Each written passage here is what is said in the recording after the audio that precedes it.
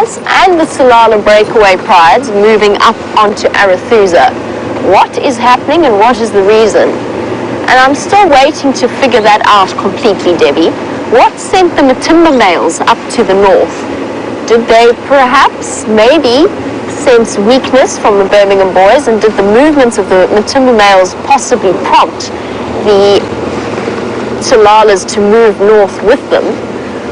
I honestly do not know. Was it too much competition from the Majingilani males that sent the Matimbas packing and the rest of the pride? It's so confusing to me, and I honestly don't think that we will necessarily have an answer to that. We'll have theories, and hopefully we'll get some answers from Londolozi, since that's sort of the center of the Tsalalas, the breakaways, and the Matimbas' new territory. We'll have to see what it was. That it could also be another male coalition. It might not be the Majingilani males. It could be any of them. It could be other male coalitions that have moved in. We shall wait and see. Well, we did have this discussion. Although the Matimba males are growing older, they are not young males, they are exceptionally large, far larger than the Birmingham boys. Well, certainly the Birmingham boys still, even though Scrapper is no longer part of that coalition, is no longer with us, they still have the advantage of 2 to 1 with the Matimba males, but they're not as big, and they're not always consistently together as a coalition. It'll be interesting to see the way this plays out, and I have absolutely no idea where the Matimba males have gone. No idea at all.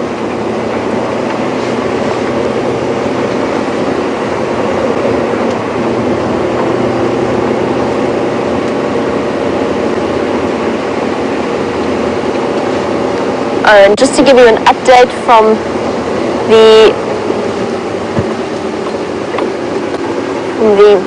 rest of the pride, sorry, I lost my train of thought there. From the Tsalala breakaways, or the Mangeni pride, they are still up at Simbambili Dam. And they all went up there last night to have a drink, and it seems as though they've all united there together and they've spent the day resting there.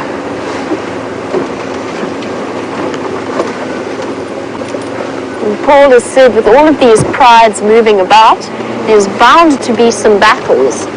And the thought has crossed my mind as well, Paul, as we approach Arathusa Dam. I've certainly considered it. Now, the last thing we want with such pregnant Nkuhuma lionesses is for them to have that kind of disruption. But it could well happen. And it'll be interesting to see how it plays out. Luckily, hello lions. Luckily, for the most part, lions quite good at avoiding conflict with each other.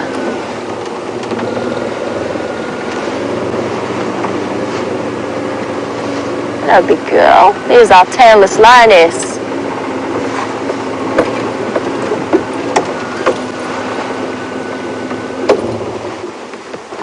Oh, we're being stalked there, Brian. Hello, boy. And the tailless lioness walking behind one of the young Tsalala males. Yay, this is so exciting. Seeing them again. Hello, boy. Still nervous. Still just that little bit nervous. They haven't grown very much. Not much happening in the main department. Still looking like scraggly teenagers. Off he goes to find a more comfortable sleeping spot. So that was one young male. There's number 2 in front of us.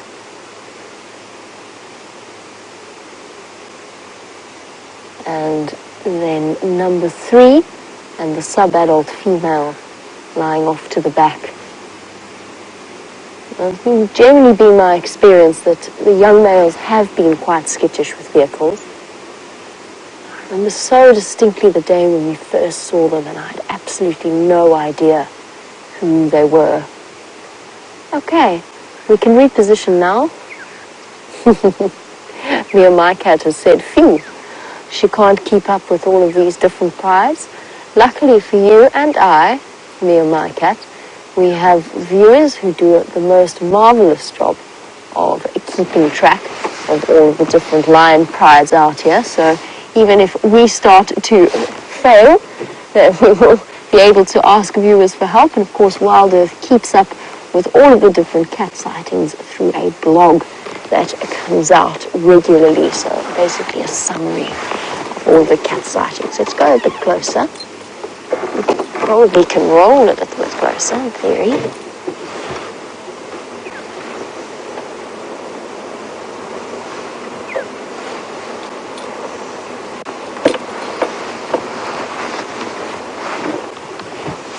Not quite. Almost, but not quite.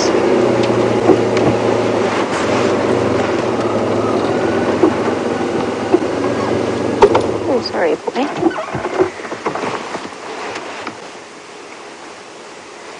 Chanel, you're saying your biggest worry with all of the different pride movements is the new cubs of the sticks, the Nkuhumas and the Tsalalas. Tsalala cubs, of course, possibly being fathered by the timber males. Sorry, bear with me 1 second, we'll get back to that. How's it? How are you? Good, and you? Good, thank you. Hi, guys.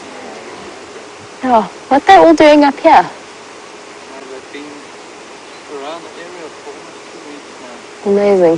But them on the breakaway. Interesting. And then the timbers? They disappeared again? 1 day. Okay. And the same night they went out again. Okay. Back to Monday. Interesting times. Yeah. And Shadow, any updates? For quite some time. Okay. The last I heard, she can walk now. Okay. Awesome. I think she's got a Cool. Okay. Anything your side? Karula crossed into Little Gari this morning. Kill's finished, so she's gone on her way. And the Nkuhumas have been hanging out around Buffelshoek Dam. We think one of them's pregnant. Or we know one of them's pregnant. We think she might be denning there. Cool. All right, have fun. Have a wonderful afternoon, guys. Bye-bye. Sorry about that, everybody. Just getting some updates about the different animal movements since I've been away. Isn't he gorgeous? I really enjoy these young males. There's something about their characters that I find fascinating. I actually saw the three of them chase Tingana and Karula once, which was an extraordinary sighting. A little bit nail-biting at one point. I never had any major, genuine concern that they would actually catch them.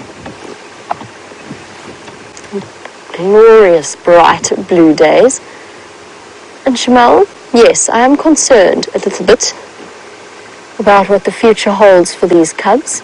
But I think we should be okay. I mean, we've got, the Nkuhumas have an enormous home range and they've got plenty of safe spots in which to hide their cubs away. The sticks seem to be absolutely fine. And as for the Tsalala pride, well, it just remains to be seen exactly how this dynamic's going to play out. I'm not sure if you could hear the conversation I was having with Neil from Elephant Plains. He tells me that the Matimbas were in for 1 day and then went straight back to Londolozi. So it's not the fact that the Matimbas have run away from Londolozi that sent these animals in this direction. It might just be that they feel the need, and although a lion pride will keep a territory for many years and many generations, those territory boundaries are fluid. A home range is a fluid thing. And it could just be that the game is better up here. Maybe there's just better food for them. I don't know exactly what's happening, but I don't think we need to be too concerned just yet. The Birmingham boys have established a relatively solid territory, so they'll be able to look after the cubs of those lionesses. And the Matimbas, in turn, it sounds like they haven't abandoned the Tsalalas either, or the Tsalalas that had cubs. So we've got them here, and we just have to watch with interest. Of course, the drought as well is going to do some interesting things to all of the animals' behavior over the coming months. My first thought was actually a bit of a worry about that poor little hippo that was around yesterday, and it's still there. Oh, Brian, There's an interesting thing, and that's what the lions are watching. That baby hippo is in exactly the same place that I saw it earlier. It's just gone behind some trees, very, very close to the lodge, but that's what the lions have been keeping an eye on. Now, pride like this would be more than capable. You see the room on the right? It's gone behind that dead tree at the back there. There's a tiny, tiny baby hippo very close to the room. Let's just see if we can spot it. No, I think it's... Oh, yeah, you can actually see it moving about there, but very, very faintly. You can just see the movement. That is that baby hippo that we had yesterday afternoon on the sunset safari. Out of water once again, and right back to the same spot that it was at before. That little baby hippo must be very careful, because it is snack size for a lion pride, particularly a lion pride with 3 ravenous teenage males.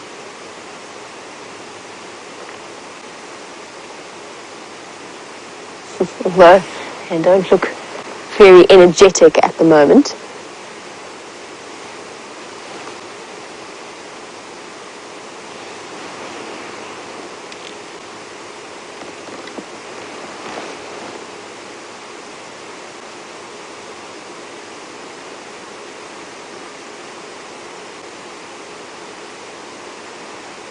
What we're going to do, since these lions look relatively relaxed, is we're going to reposition ourselves so that we can answer Opie's question about our tailless lioness.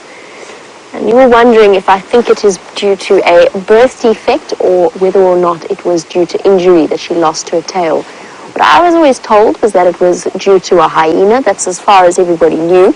The tail was lost to a hyena bite.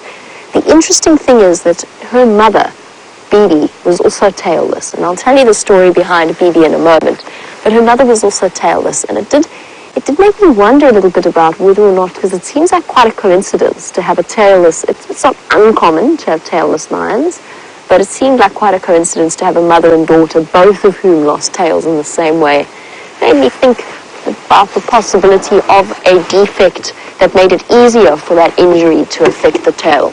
I don't know 100%. What you smelling, boy? I'm sure this is the male with that injury. I don't know why I say that. I could be wrong. Feels like it is, though.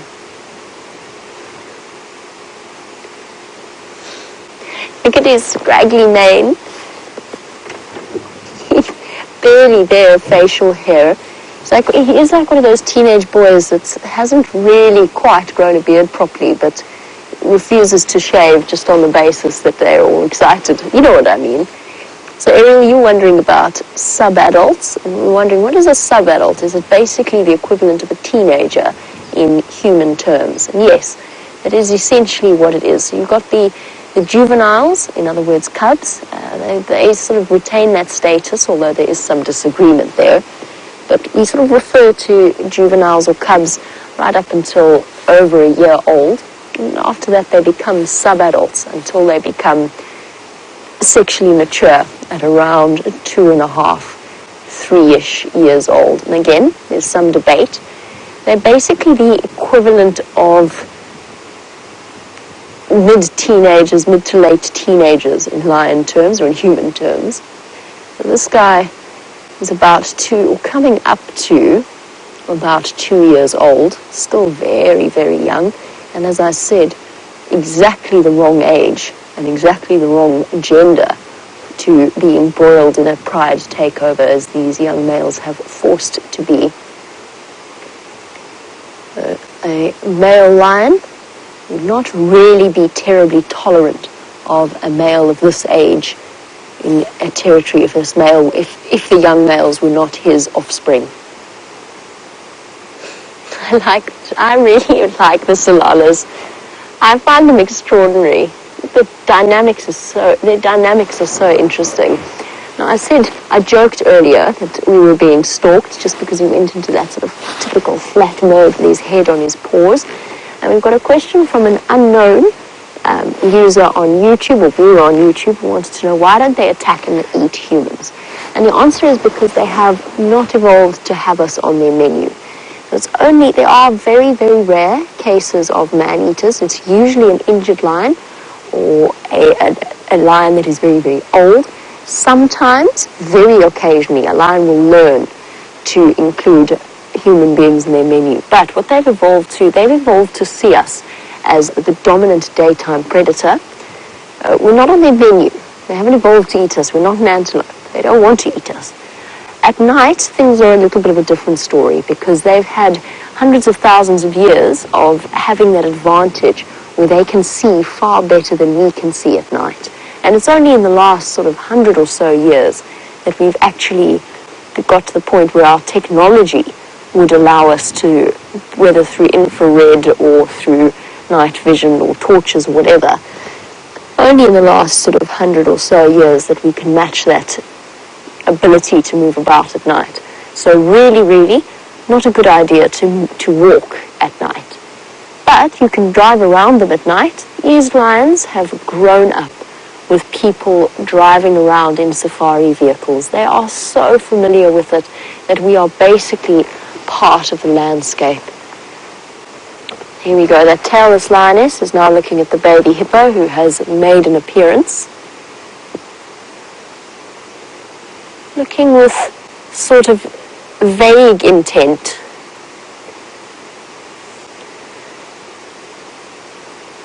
Up we go, little one. Oh, little one, that is so dangerous. Mendrine, you were wondering where the baby hippo's mom is. I don't know. There is a hippo in the dam that could be the mom. To see this 2 days in a row is interesting. To see this behavior with the calf being so far away from the mother. If indeed this is the mother. If it isn't, then I have to be honest, I have no idea. Now that hippo that was in the dam, the adult hippo, is actually covered in scars. And to be honest, it looked like a bull to me when I looked at it yesterday, but it's very hard to tell with hippos. It just had quite a very large, very square head and quite a sizable hippo. I don't know where this little baby hippo's mom is, but it's going to have to be very careful because the young males are also watching it, particularly that young male in the front with the sub-adult female. And without mom to show it the ropes, it could well be at risk. A lion pride of this size could, if they wanted to, take down an adult hippo if it were injured in some way or weakened in some way. A baby like that, as sad as it is, could be their potential next meal, maybe even tonight. The further and further it goes from water, the more at risk it is.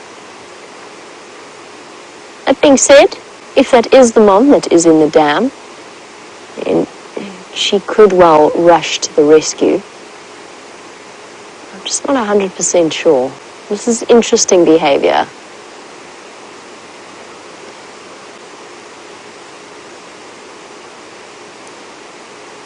And Debbie, I completely agree. I feel as though this lion pride does look in better condition than the last time we saw them.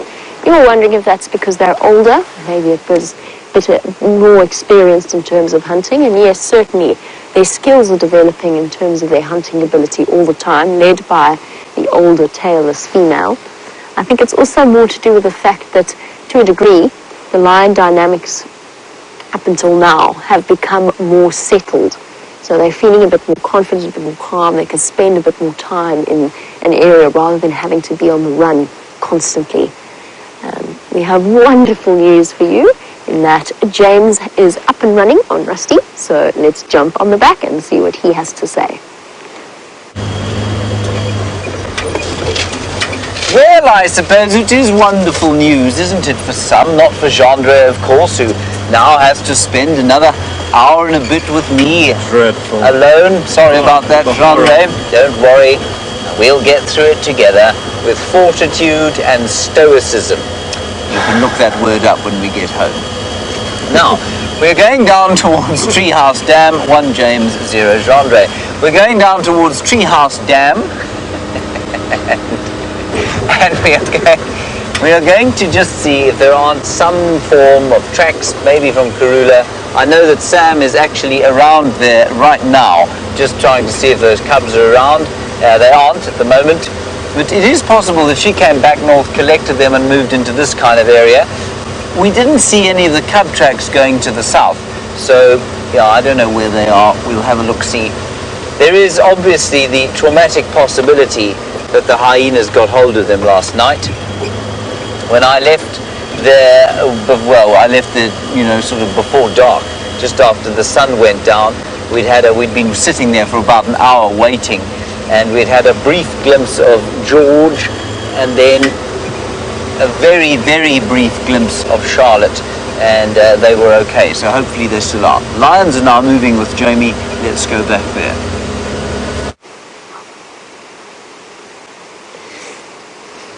The lions are all up, attracted by the fact that this baby hippo has moved very far away from the dam. And in fact, I think it might even have moved over the top of the dam wall, which is a mistake. And it could well be a fatal mistake. And I want to prepare you guys for this possibility, because what we could witness now could be exceptionally difficult to watch. Oh, it's actually, is that it? Is that it moving all the way at the back there? That's a better place for it to be. Yes, it is. But I think that these lions are really seriously contemplating going for it. They have the speed and they have the numbers, and I just wanted to prepare you for that. So for those of you who are particularly sensitive, I will tell you when to turn away from your screens if necessary,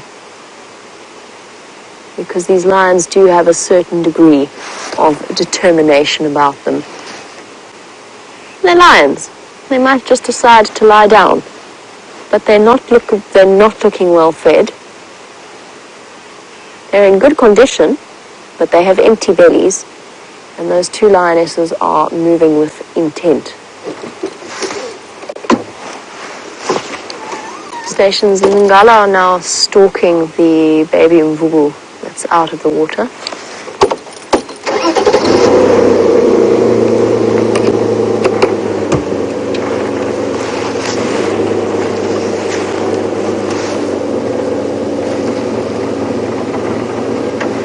I find myself, oh no, it's difficult. It's difficult.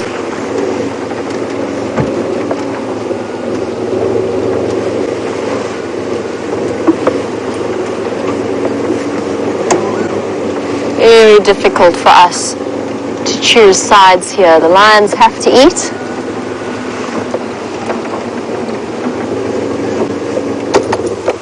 There's the young male.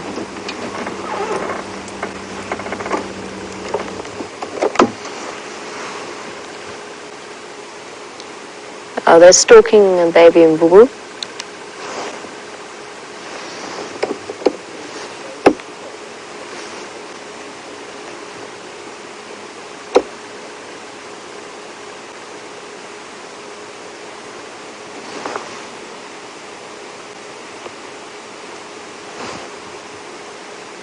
Slow movement forward.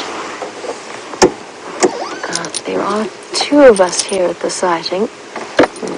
Adult hippo putting on a little bit of a display there, so maybe we do have mom in attendance. If we do, she's not very good at being attentive. She's let her calf wander too far away.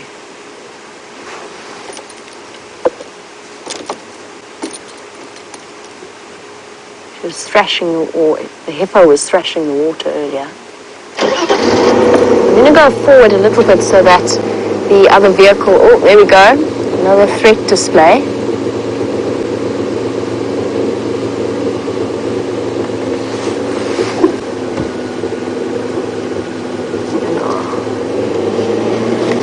But the tailless lioness is going, she's on her way, exactly to where we last saw that hippo.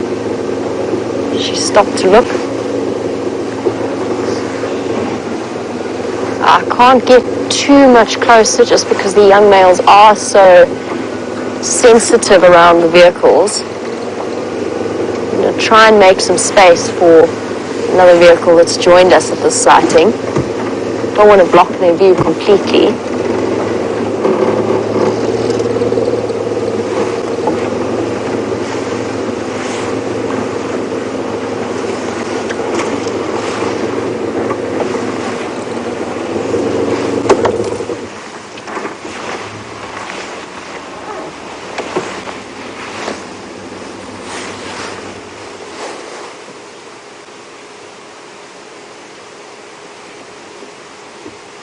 Still with intent. I don't know where the baby hippo's gone. Last I saw it was moving away, further away from the dam. You can sort of gauge its direction by her focus.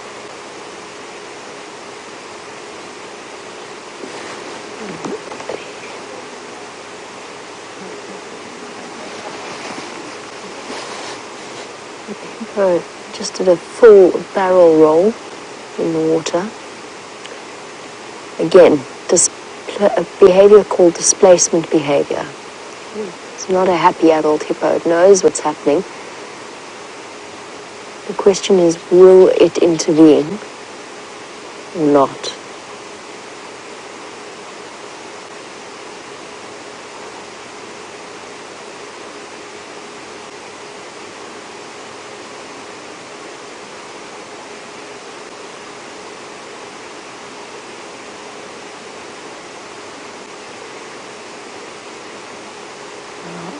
No sign of movement from this hippo just yet. The lionesses, as usual, taking the initiative, with the young males hanging back a little bit further behind. I'm going to send you across to James for now, just so that I can get some repositioning and some chatting done on the Game Drive channel, but we'll catch up with you very shortly.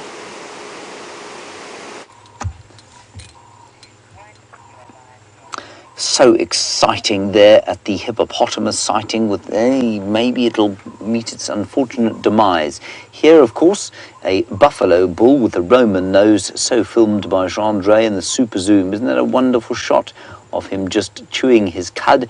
And quickly off to the right of him, before we go back to the lions, are two pigs. There's one of them. The other, I think, is perhaps back down at the water, and there was a boar not too far from there. Jamie is just repositioning, so don't worry. As soon as any action occurs, you will be right back there at what sounds like an absolutely phenomenal sighting. Shall we go back to our beefy Jean-Dre? I did like the picture of the green tree in front of his nose. Or we could stay on the warthog. That's warthog sow. There are two of them that hang around here. No, that's a buffalo. And that's the buffalo again, of course. There's two warthog sows I've seen here a few times. The boar as well. So I think there's quite a plethora of game life living around this water, and that will increase as the dry season progresses. And he has looked like he's had a very fun day in the mud of Biffle's Hook. Not Biffle's Hook, the mud of Treehouse Dam. And he's just chewing his cud. And he looks thoroughly, thoroughly satisfied, I think.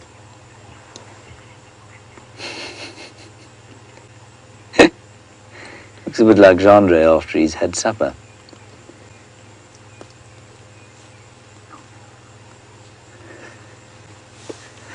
All right, let's go onto the dam wall and see what we can see there.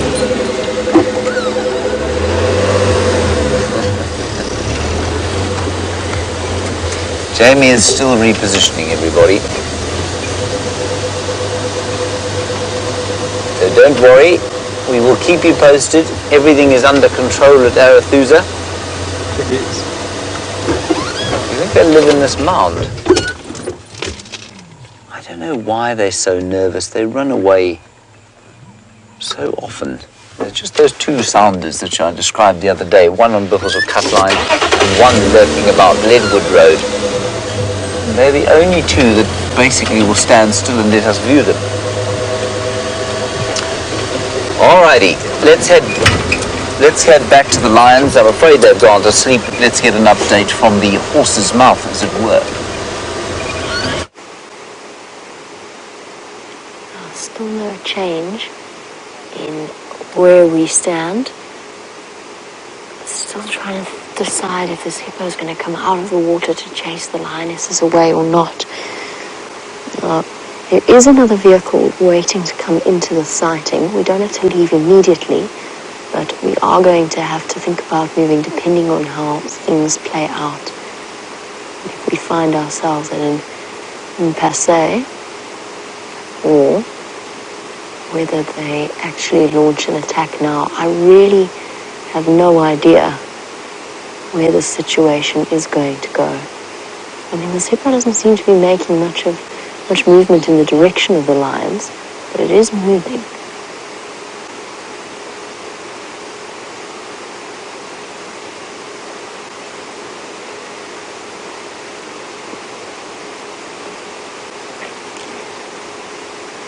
Zoe, you've suggested a possible reason for the mom's lack of care.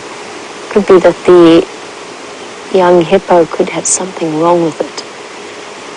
Yes, you're right. It is a possibility. I don't know. I couldn't begin to tell you exactly what's happened here. Oh, there we go, the dung scattering ritual. Oh, run, Jacola, run. That was a very bad position to be in. That was one unlucky bird. I bet that stings as well.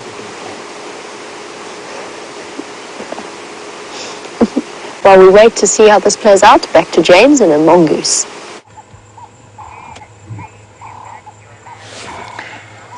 There's a little mongoose here, everybody. It's a slender mongoose. We managed to find it because there was a startling alarm calling at it. But I think it's probably gone a war. In here? Yeah. And that fallen acacia. There. That one? No, this one. This one here. It's in here somewhere, everybody. I think, Aaron, in New Zealand, you were looking for one of these. But they are so unconfiding. Yep. You got him? Back, forward? Back, go forward. Forward. More. 1 meter. Another meter.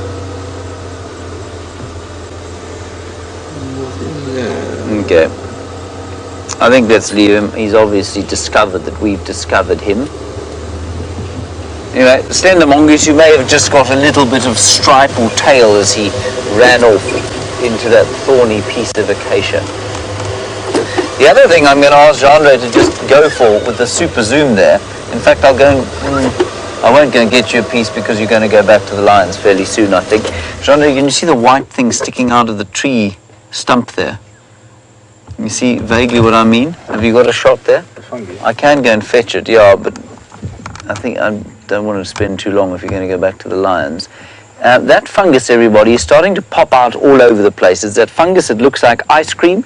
It looks like it's got honey on the top of it. And it is, I think, coming out of termite mounds. I think for some reason, their fungus gardens are coming quite close to the surface, and so that's why the fungus is growing. All right, Jamie doesn't have long with the lions left. Let's head straight back to her. Unfortunately, we are going to have to leave unless something dramatic happens in the next 5 minutes.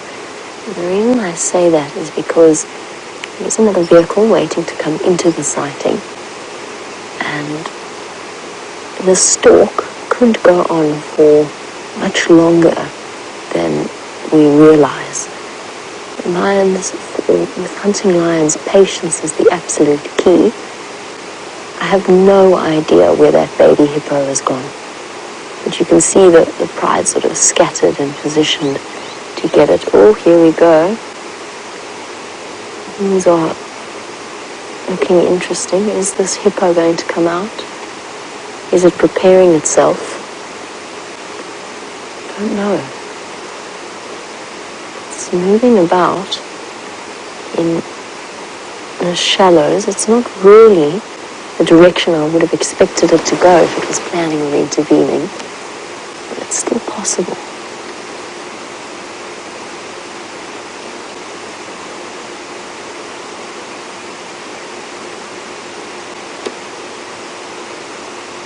I'm trying to look very carefully there, and I think I see a penis sheath.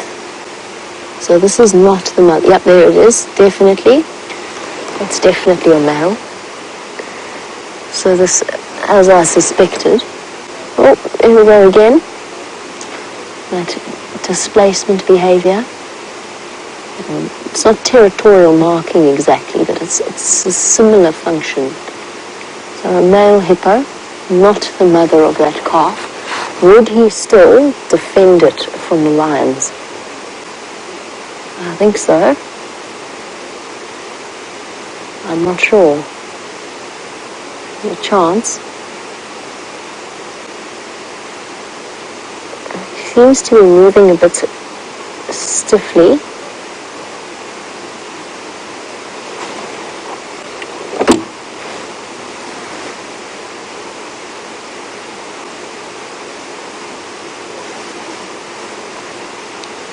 Standing by.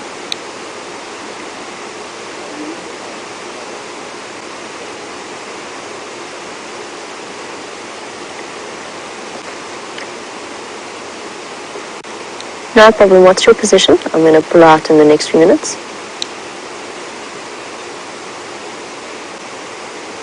Okay, copy. I'll pull out in a minute or so.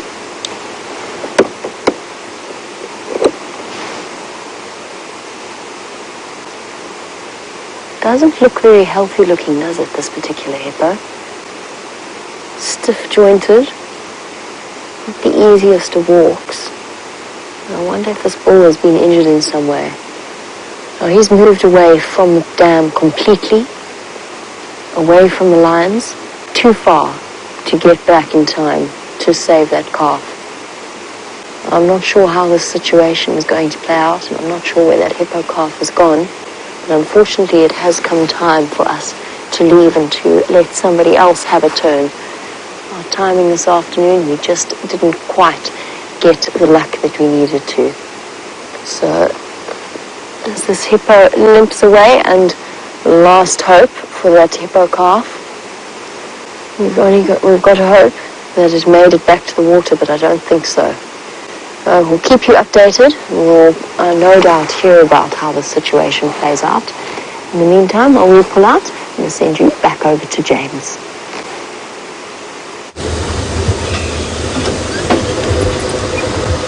We're just driving past everyone where Kurula had her little kill. It was in that very tree over there, and I'm just going to stop and listen because I thought I heard the alarm call of a black-headed oriole. So, thank you. Let's just ease down the road here. And we'll just keep an eye out. And I'm watching the ground just to see if her tracks or the tracks of the cubs haven't come across here. Sam spent an extended period just sitting, waiting around here, looking into the bushes with binoculars. Didn't see anything. So we'll just drive past, and yet will be yet, except I see a drag mark, which was not there before.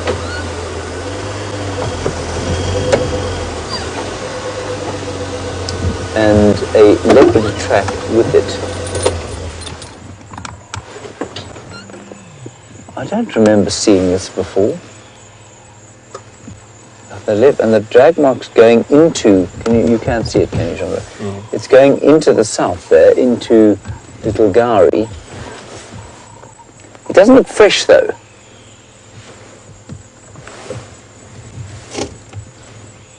Anyway, we can't follow it up, but it's a drag mark and there's definitely a leopard print right next to it.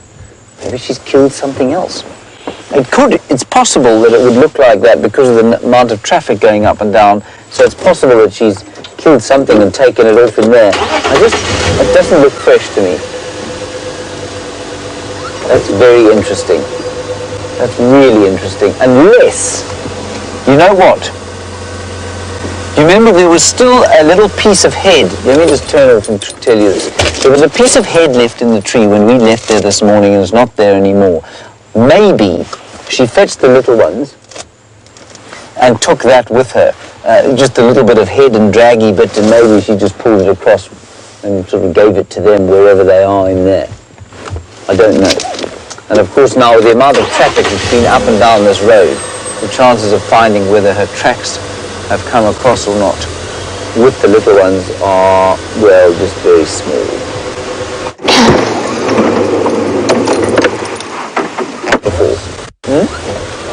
Tracks off?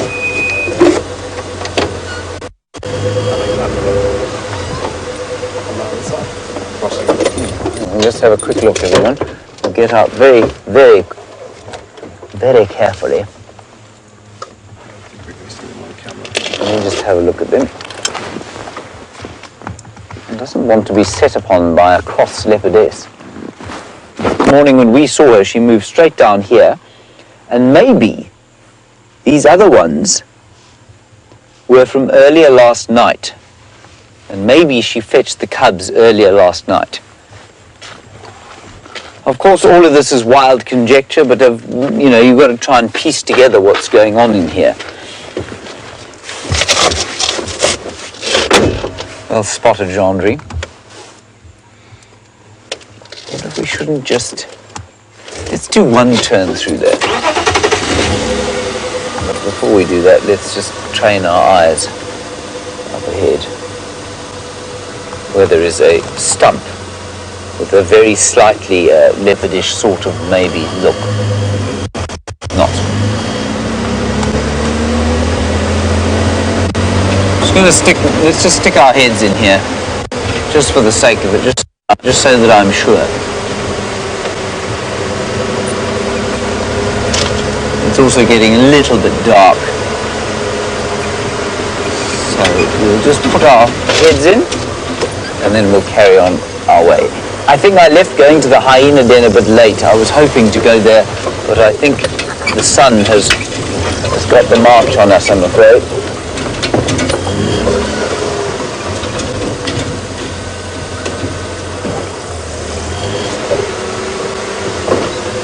So she left, there was definitely the head was still stuck in there when she left this morning. It's not in there anymore, which means she must have come back to fetch it.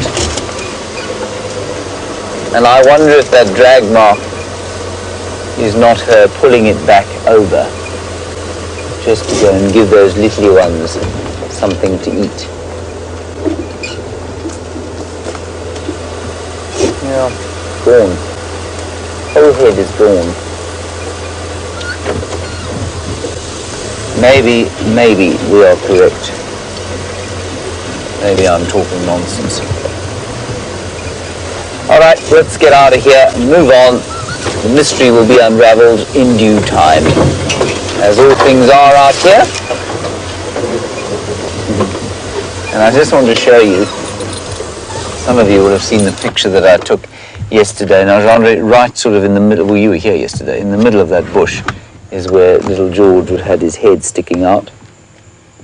All you could see were his eyes, his pale green eyes sticking out of that from underneath those leaves there. I was so looking forward to trying to find them today. Oh well, we'll hopefully see them again soon.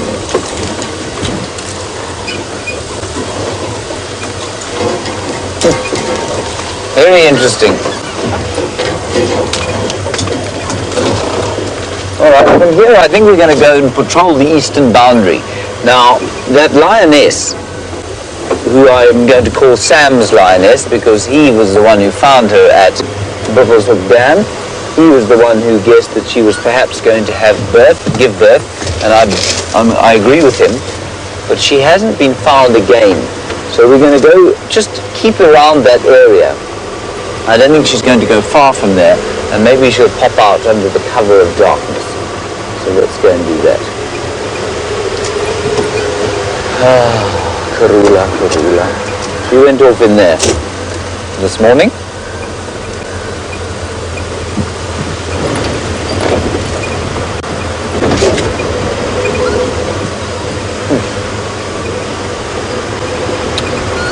I think we just have to bravely leave this area and hope for more luck, perhaps tomorrow. It's quite interesting to me that she's spending that amount of time to the south of the reserve. You know, for a long time, I mean, she was found always on Djuma. There's no pressure from the north, from females up there. She's right on the border with Tundi here and Shadow to the west. So this is south and west is basically behind us. What's maybe quite telling though, is that the females to the north of her, Tsakani, and I don't know the origins of Shaluva, but I know that Tsakani, while vaguely related to Karula, is not a daughter. And I wonder if she isn't seeking out sort of, not so much the comforts of home, but she is familiar with Tundi and Shadow, very familiar with them, and maybe thinks that keeping the cubs close to the borders with their territory perhaps provides some sort of buffer.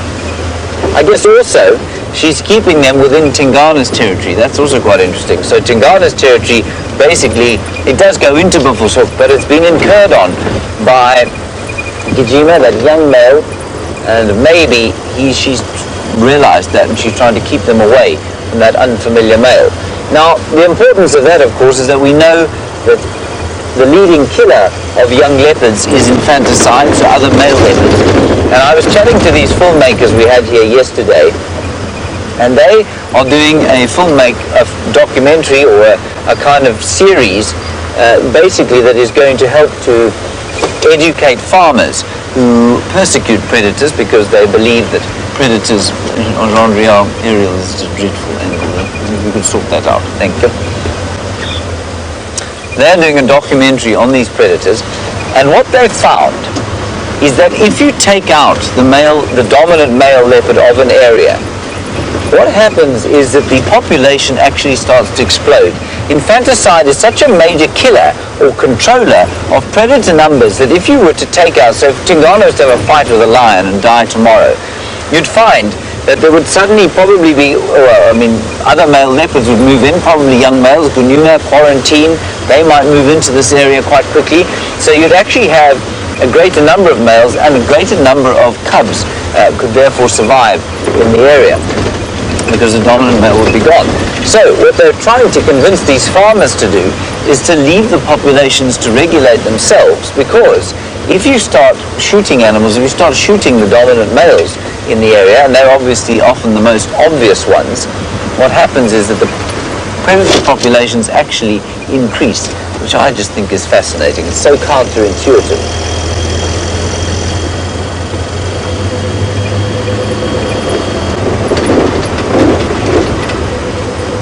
Hello Zoe. Karula, you want to know if she's a grandmother? Yes, she's been a grandmother a few times.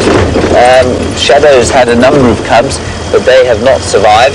I don't know if Tundi has managed to raise a litter yet to fruition, so I'm not sure about that. But she's also got another litter up in the north that they moved off a while back, and their names, for the life of me, I cannot remember. And as far as I know, the female from that litter has had cubs and raised them successfully. So she is a grandmother. She has been a grandmother many times, that has ended in tragedy every time for poor old Shadow. And we don't know where Shadow is. I haven't heard anything about her or from her. Obviously I haven't heard anything from her, but about her for a long time. And I don't know if she's still got her cubs. It's getting a little dark now, Andre. Right, let's head across to Jamie. She's actually got an animal to show you. I'll see you on the far eastern boundary. We've arrived just in time to see this massive male warthog about to go to bed in his termite mound burrow. Oh, how wonderful. He's going to lie here at the edge of the hole for now. really get a good chance to look at this handsome, would we call him handsome? Not yeah, so Yeah, maybe. handsome. We'll call him handsome. Let's call him a handsome old boy. He is he's a huge warthog, just in terms of body size. And he's also quite an old warthog, as warthogs go. Look at how prominent those warts are around his face. The 4 warts, and I'm calling them warts, they're not actually warts, of course. They're sort of grisly patches of bony cartilage. As a male, he's got 1 underneath each eye and 1 just above each tusk. Looks as though he's been in the wars, this guy. He's got scratches all over his nose. I'm about to doze off. A warthog like this would give Tingara or even the Anderson male quite a serious run for their money in terms of size. In other words, a big leopard would think twice before tackling such a large warthog. And Tingana, of course, specializes or seems to specialize in hunting warthog. Back across to James, who's got something interesting with no tail. That, of course, is Gendra's decision, the picture that you got there. And it is interesting, though, because the elephant has got no tail. He's a young bull. He just came sort of stomping out onto the road in front of us, and then he moved off in there. So let's go and have a look at him. Young bull, probably only about 18 or 19 years old. No herd around, so he's been excluded from his family, poor fellow. Probably why he's a bit nervous of us. And I don't know, I suspect his tail would have come off probably as a result of ticks. Although it's interesting, I was reading the other day, they say, no, he's gone, I'm afraid. We might pick him up the other side. They say that elephants don't have oxpeckers. You won't be able to hear me. There, that's probably better. Elephants don't have oxpeckers because they don't have that many ticks on their bodies, and they don't have that many ticks on their bodies because they don't have sweat glands. And I think it seems to be that the ticks are attracted to and are able to kind of sense, perhaps, the sweat glands on the animals around here, and that's where they kind of attach themselves. Just keep an eye out. We're now on the far eastern boundary. Of course, our really far eastern boundary is on Cheetah Plains, but we're not going to go there in the darkness. It would be a bit of a waste. All right, let's go back to that enormous warthog. So 2 animals today without tails, 1 a lioness and 1 an elephant. And 1 exceptionally sleepy warthog. It's actually so much fun to just watch him doze off. Oh, there he goes. Those eyelids were drooping.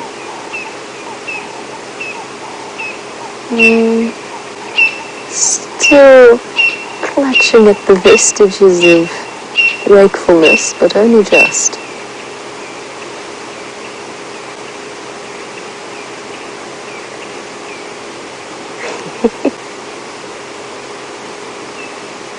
Mr. Warthog, don't you think it would be better if you did that inside the burrow? It's almost like he's on his veranda, or in South African terms, his stoep. He's an old man just sort of resting outside before he goes into bed, just enjoying the last few moments of the daylight.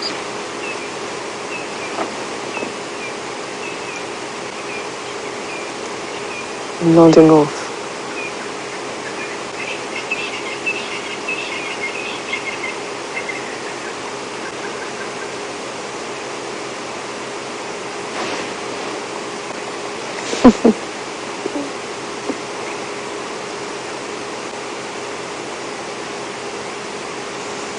He's having a wonderful time. So am I, actually. I'm really enjoying just sitting peacefully and watching him nod off.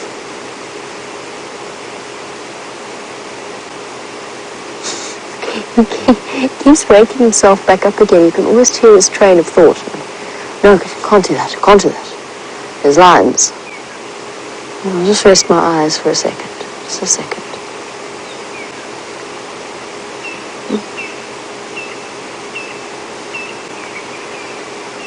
Just a second. Oh, no, I mustn't do that. Drifted off a bit. Oh, but this is very comfortable.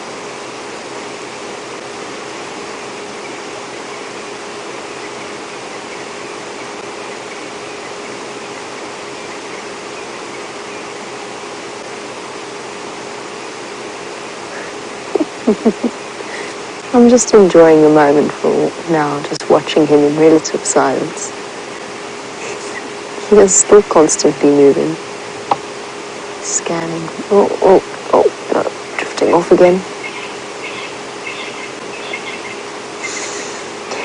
He's found the most comfortable spot for his head as well. Whenever he wakes up, he sort of lifts his head and he rolls it back onto his left side.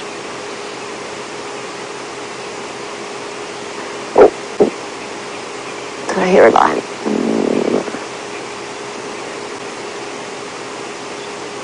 And of course, the way that he is positioned at the entrance to his burrow, what he will do when he does decide to fully go to bed is he will back into the tunnel so that his weaponry is facing the direction of the salt should he find himself faced with a predator attempting to come down into his tunnel.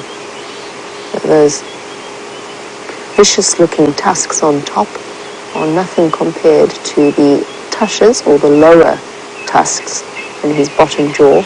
They're much shorter, but it's sort of like he goes to bed each night with a pair of daggers that he can use to defend himself. And speaking from experience, a warthog can explode out of tame sight.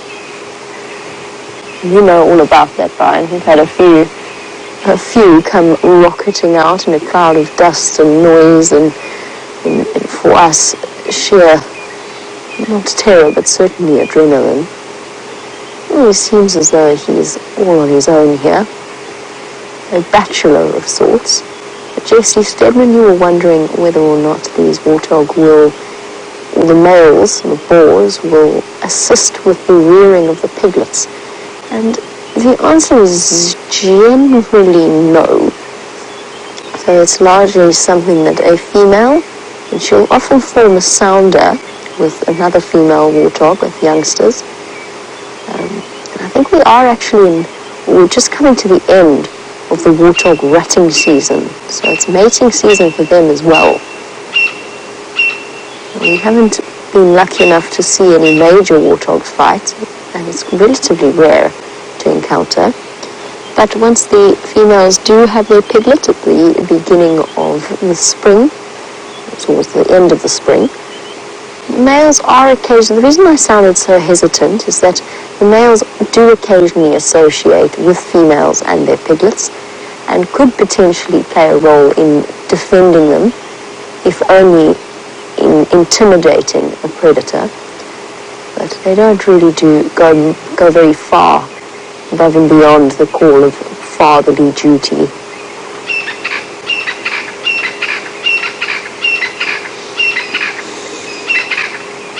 So there you go, Marcel. We could sort of answer your question as well with that explanation. You wanted to know if warthog live alone, and the males quite often do, but you're more than likely to see a group of warthog in what is known, the collective noun is a sounder, since they are related to pigs to a certain degree. And as I said, females will often associate together, just basically safety in numbers, essentially. And very often it will be a female and her adult daughter or two sisters that will be together, but it can also be unrelated warthogs as well. Generally, the typical family group is a sounder. You might see the odd male like our bachelor trying to work, for some bizarre reason, he looks like a Henry to me. I don't know why. I have absolutely no reason for saying that. Doesn't even nicely alliterate. He should be William or Wilbur. Wilbur? Wilbur was a pig.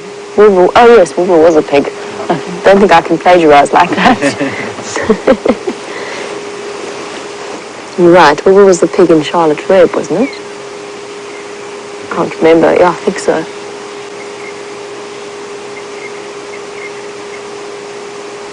Okay, Piggy. You're looking very sleepy. Be careful though. It's a dangerous place to drift off. This is a bad neighborhood. Lots of leopards here and apparently 2 prides of lions. So you might want to think about getting yourself indoors as the darkness starts to descend and the neighborhood gets a bit more dodgy on the side of Arathusa. We're going to leave it since it is getting a little bit dark and see what other nocturnal wonders we can find. In the meantime, let's see what James has got planned for his evening.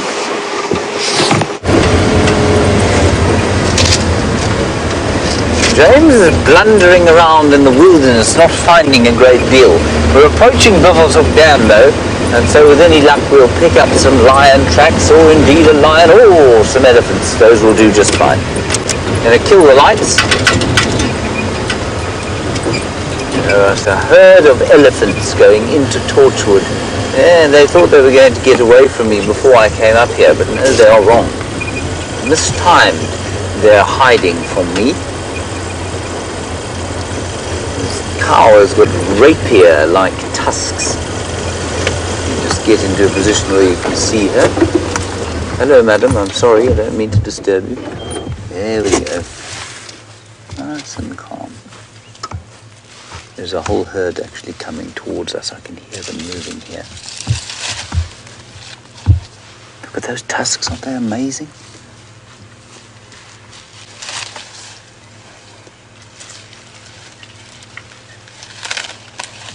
They really are incredible. They're not particularly straight, but they're most impressive. And I can just hear the crashing of leaves and branches from off behind the road. I think there were going to be a whole lot more coming through.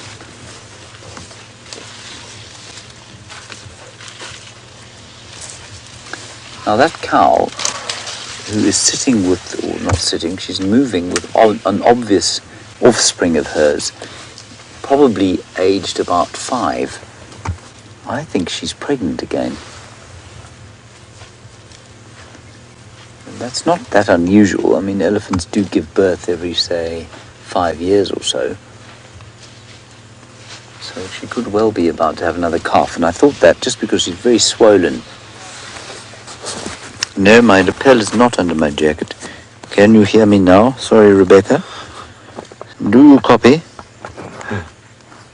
I don't know why you couldn't hear me before. Sorry about that, everybody. Winter sound, you know. So the rest of them are coming out of here somewhere. Let's just move forward slightly. We don't want to put any light on the elephants. They don't like light. Well, they like daylight. They don't like our light.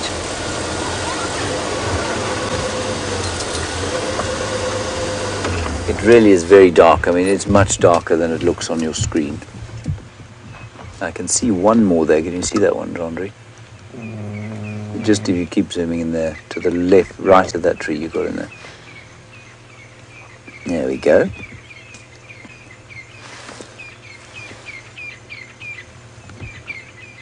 Another big cow. She'll be very aware of us.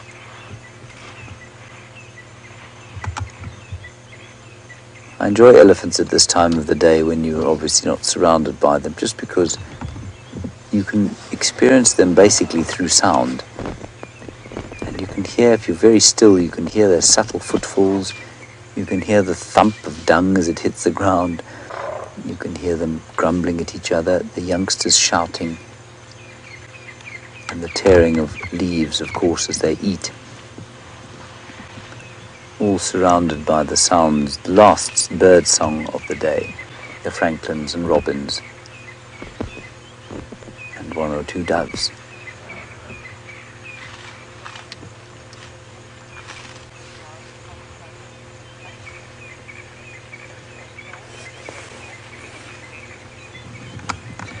Jesse Stegman, a very interesting question from you.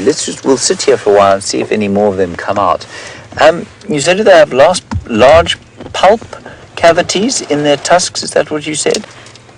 I'm assuming that's the cavity in which the nerve goes, and yes, they do. They've got enormous cavities. The nerve looks like a giant squid, basically, that goes into the tusk, and absolutely, if they break off, they get very sore indeed, and if they break off sort of around the nerve, so the end of the tusk, say about that much, in that big female with her long tusk, the nerve probably would have been about 2 feet long, probably about 2 feet long, and that would have given her about a foot left of nerveless tooth. And so if she breaks that bit off, I don't think it hurts that much. But what I do think is that once it breaks off close to the nerve, it must hurt like something else. And we have seen elephants that have had tusks broken off, are probably actually in the mouth, and they push often combretum leaves actually into that hole in order to, I'm assuming, to dull the pain. And there are a few trees out here that have salicylic acid in them, and salicylic acid is one of the active ingredients in aspirin. And so I wouldn't be surprised if intelligent animals like elephants were able to discern kind of analgesic plants from the taste and from being taught by older elephants. Let me just sneak a little bit forward, and then I think we'll just move on to the dam.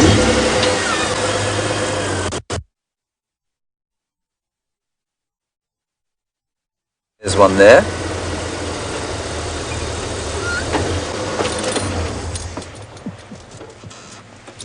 You see that one there, Jean-André? It's probably going to be too dark. Okay, I'm going to be very quiet, everyone. You're going to get a very kind of vague idea of the shape of the elephant moving, and just listen to them move.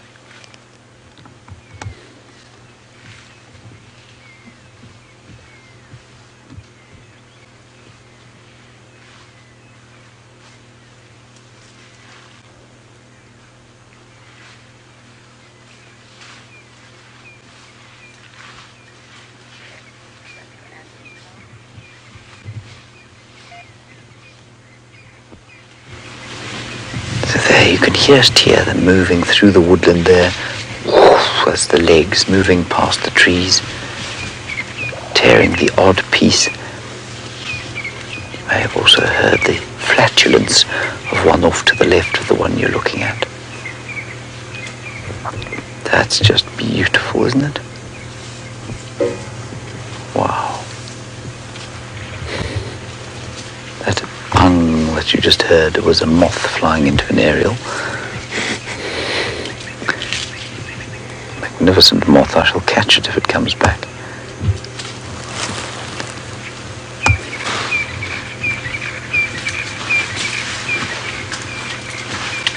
Look at them moving there. Young ones have seen us, and while we're not shining a light on them, there is a light on my face, and I'm sure they see that and think, oh, Mum, what's that? They want to stay close to her.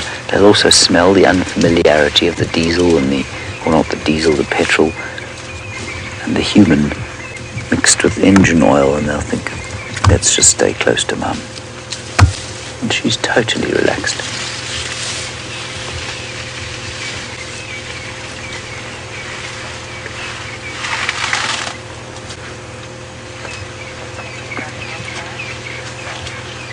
I know you can barely see the elephant, but that's okay. I just want you to listen to them. Just listen to them moving while you look at the horizon.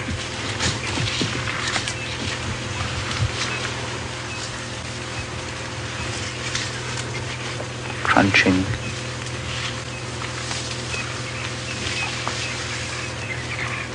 I think it's amazing. There are probably about 20 of them here, walking silently, just sort of brushing past the trees.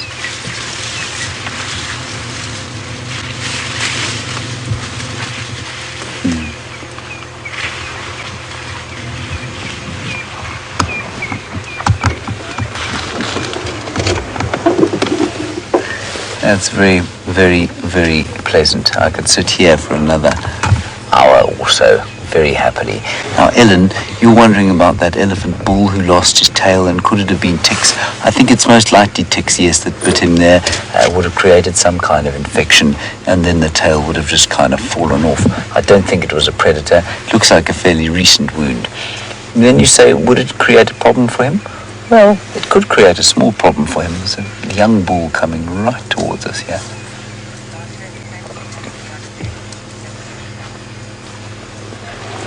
Look at that.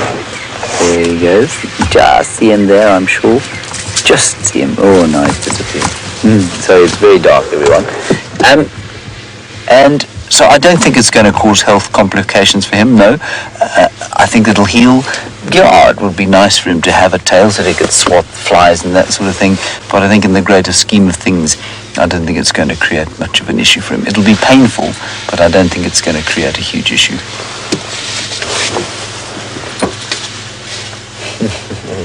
Unhappy cow behind us, just sort of showing her displeasure by opening her ears out. So I will acquiesce to her request and move on. Goodbye, elephants.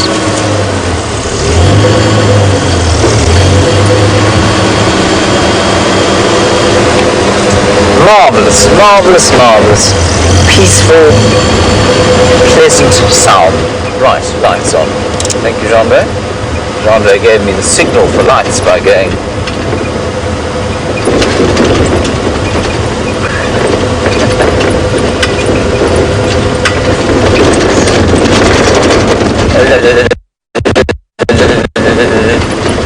Right, let's go and see what we can find at the dam.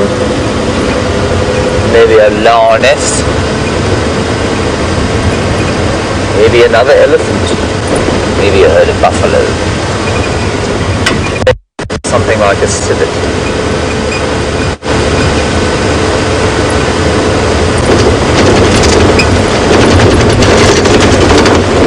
Alright, let's get an update from Jamie. I'm not sure where she is on the reserve. I'll see you at the water.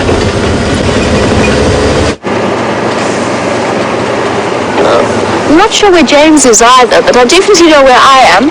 And I'm around Treehouse Dam, Philemon's cut line side. I've come back away from Arathusa. So far, I've been listening to the Arathusa Game Drive channel, and it doesn't sound as though those lions did actually, in the end, fully go for that hippo. That doesn't mean that they're not going to, however. It just means that they have not yet thought about tackling it. It'll always be a mystery as to what happens to that little hippo's mother and where she's gone and how they became separated.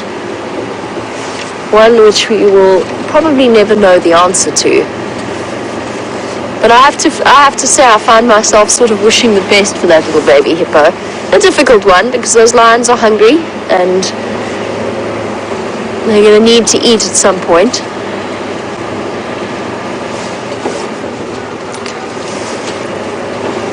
As we head out into the night, it's one of my, as I've said many times, my favorite times to be out in the bush. I think we are very much overdue on an unusual nocturnal animal sighting. I'm personally hoping for porcupine, but you never know, it could be anything. I know that Sam filled your screens yesterday evening on the Sunset Safari with bush babies. I feel like a porcupine might be quite fun, or a honey badger. As you can see, I've donned my scarf and my gloves. It has cooled down tremendously. The chill has set in, but what that means for us as we head off on our nocturnal adventures is that we've got a far greater chance of a nocturnal animal coming out a little bit earlier. Winter is the best time to visit the bush if you're interested in the more unusual of potential sightings. Maybe a civet would also be quite fun. Last time I tried to spot a serval, a day after I had actually seen a serval, which is a small spotted cat or medium-sized spotted cat. All I managed to spot was a duiker that had me and Liam both thoroughly convinced that we'd found the serval once again. We will try not to make that mistake.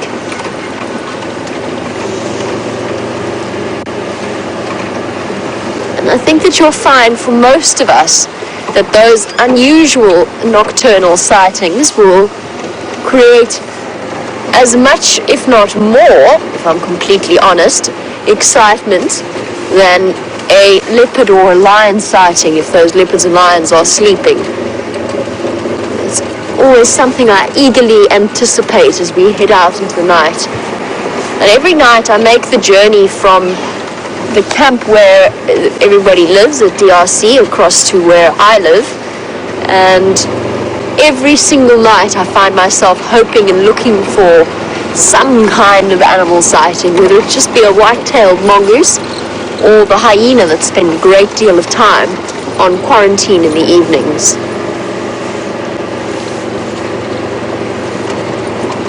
Sorry, I'm having a bad earpiece day with the scarf. It keeps popping it out of my ear.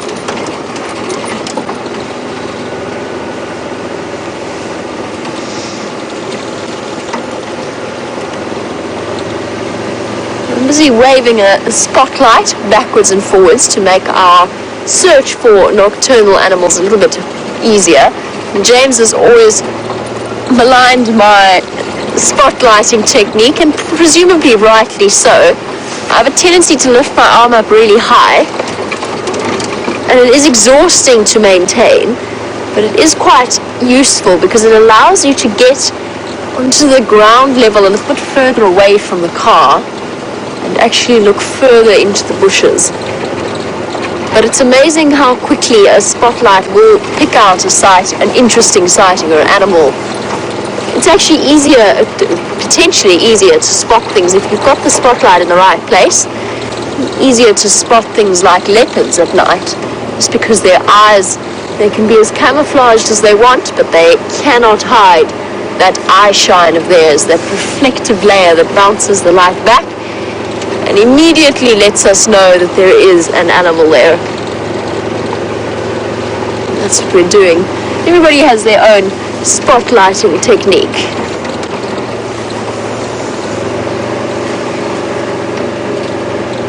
And for those of you who are sending through questions or comments and are a bit frustrated if they're not coming through, we do apologize. It seems as though the internet is struggling a little bit, so that's why. And we're not ignoring you. We just aren't getting any questions through at this point because the internet has decided to desert us. The gremlins have spread from Rusty, or been booted out of Rusty and have spread to the internet.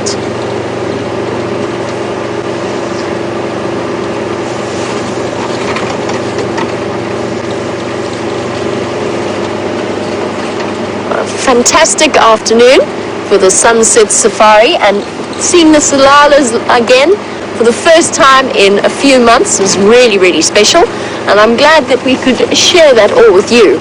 So thank you, Brian, for your fantastic camera work as always, and a big thanks to the cameo appearances of the thumb. Thank you to Rebecca, Louise in Final Control, as well as to James and Jandra in the other vehicle. Most importantly, thank you for joining us. Have a wonderful day wherever you are in the world, and we will catch you for the sunrise safari. Bye-bye.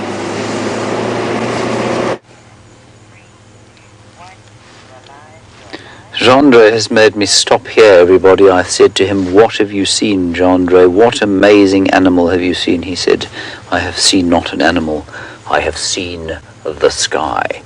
And it is an incredibly impressive sky framed by a tree. Is that not magnificent? It's very pretty, Jandre. I hate to admit it, but I will give it to you. It's magnificent. Well done. 10 possible? Let's just see it as it grows, which is now waxing again.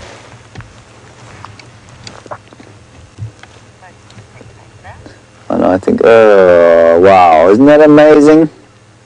Look at the crater on the top left-hand side. I've no doubt that has a name. What name it is, I've got no idea. Isn't that pretty? And then, Jean-Ray, have you seen the moons of Jupiter? No. Right, let's just go down to the dam. I still haven't managed to get to the dam, everyone. Let's pop down to the dam quickly. and we will together show Jandre the moons of Jupiter.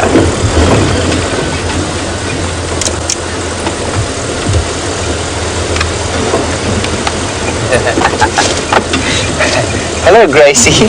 You say you love to hear the elephants crunch like that. It makes your insides feel calm. I'm very glad it makes your insides feel calm. I don't know that in fact, I know exactly what you mean. It makes me feel calm inside as well. Very peaceful sound that they made. Now, I know that I have teased Jamie about her spotlighting technique, but it's only through jealousy, because I am unable to hold my shoulder like this for any length of time. I become tired and irritable, and I also, when I turn around, I then do this sort of thing, you see, and then Jandre gets upset with me. So I've tried to improve by resting it on the dashboard, because what I used to do, of course, was every time I turned round to talk to you, I would do that, which also made Jandre very cross. So now I'm attempting to be better. I'm trying to be a better version of myself by shining the spotlight as you can see it now. Try harder, James. I'm trying my very best, Jandre. Right, we're at the dam. I won't show you the moons of Jupiter if you continue to abuse me in such a scandalous fashion.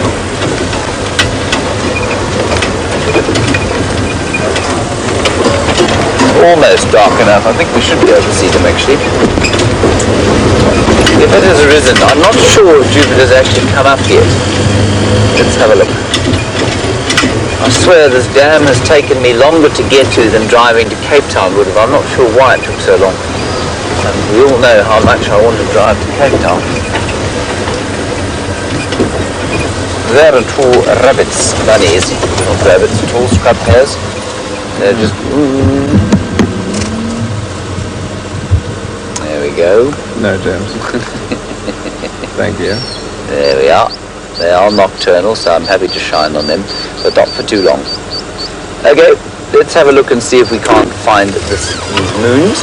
Once I've popped my head over the top here, to see if there isn't a lion lying around. I see not a lion. Do you see a lion, Jandre? Negative. No lions. Okay, quickly, Jandre, I think that's Jupiter up there. Yeah, I'm pretty sure it is. If you can try and super zoom that guy, you will be so amazed by the capability of your new camera. I can even see one now. There we are. Is that as close in as we can get? Yep. I can see one moon tonight. Quite often you can see three. There's a faint one to the left. Yeah, I think it might just not be dark enough. But that's Jupiter, everybody, the largest planet in the solar system. There we go, brilliant. You can also see a third one just peeping out the right-hand side.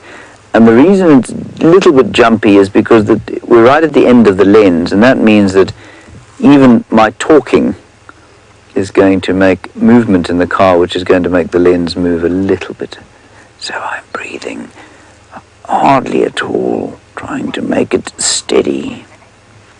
Isn't that amazing? You like that, Jandre? Quite so. Why don't you say thank you? Thank you. There we go. That's polite, you see. That's what we do. In polite society, we say thank you to each other when we are nice to each other, which in your and my case, of course, is once a year. Right, that's going to be it from us today. Thank you, Jandre, for your efforts and for putting up with me today. A big thank you to Jamil on the other vehicle. She, of course, was being filmed by, who was she being filmed by? By Brian today. Lovely to have those lions and the hippo.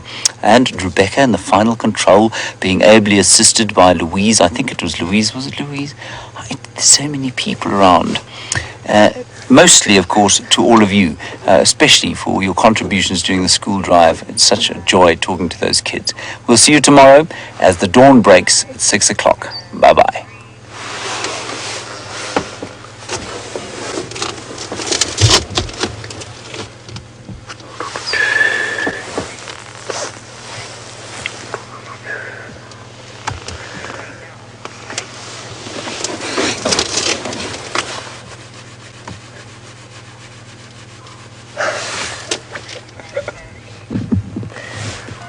Rebecca. See you in the morning.